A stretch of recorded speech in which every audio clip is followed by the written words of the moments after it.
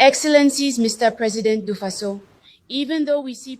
In this heartfelt message addressed to Mr. President du Faso, President Ibrahim Traoré, the young girl begins by acknowledging the progress that has been made, but still expresses a sense of concern regarding three important requests. The tone is respectful and filled with a sense of urgency for the well-being of the children, particularly the girls. The first major request is a call for the marriage age to be set firmly at 18, without any exceptions for those who are 16. The speaker emphasizes the harmful effects that early marriages have on young girls. They argue that allowing exceptions for younger girls to marry off undermines their right to a childhood and education. If the marriage age were strictly set at 18, it would protect the girls from early marriages, allowing them to stay in school, develop, and enjoy their childhood years. The speaker presents this request as an essential measure to safeguard the future of young girls, helping them stay in school and have opportunities for a better future. Moving on to the second request, the speaker expresses gratitude towards President du Faso for establishing May 15 as a day to honor the nation's cherished traditions. However, there is a concern about the potential misinterpretation of this day by grandparents or older generations, who might use it as an opportunity to marry off young girls or exclude them from educational opportunities.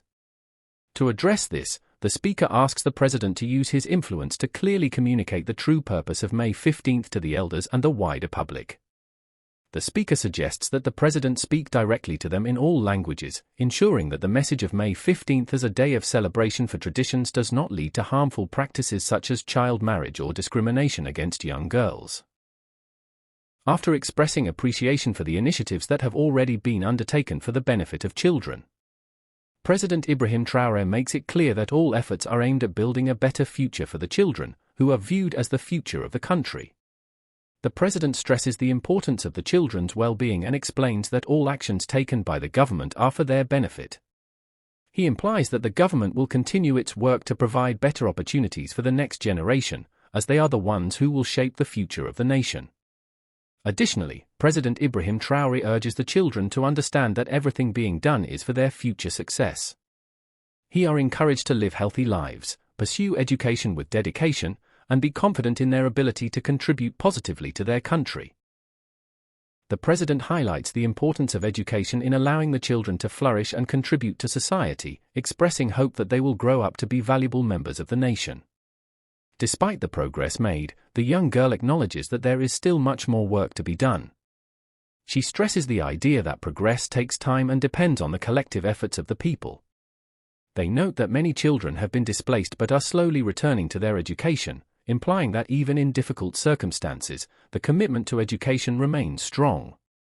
The speaker calls for continued efforts to support displaced children and provide them with the opportunity to learn and build a better future.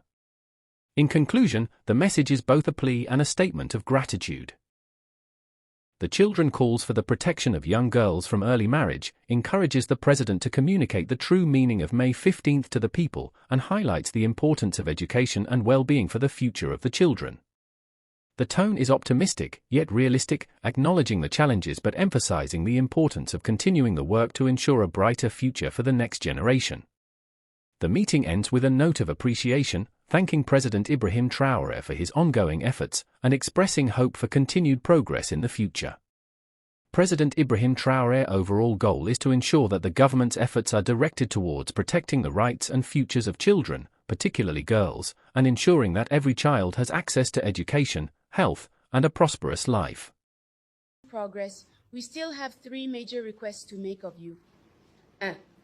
Your Excellencies, Mr. President du Faso, we have heard that even though the law has set the marriage age at 18, there is an exception for those who are 16.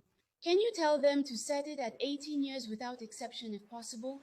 This would help protect all girls from early marriages, letting them stay in school and enjoy their childhood.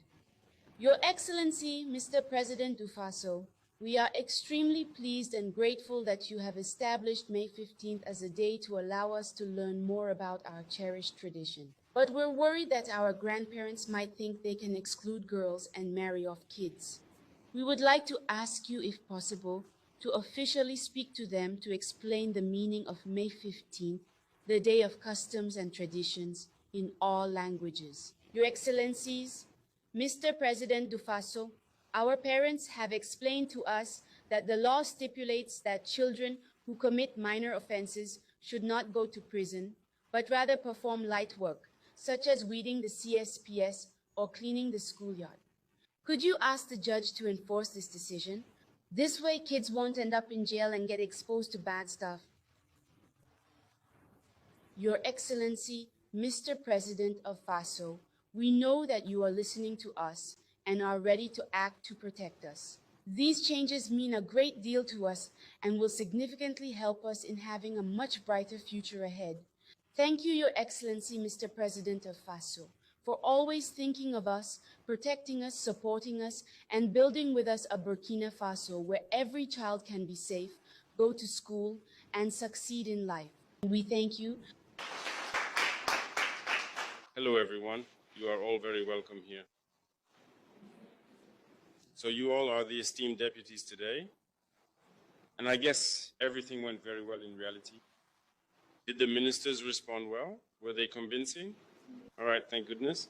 In any case, there is a lot of the initiatives we have undertaken for the children, and indeed, everything else we do is also for the benefit of the children. You are the future of this nation, the future of the homeland.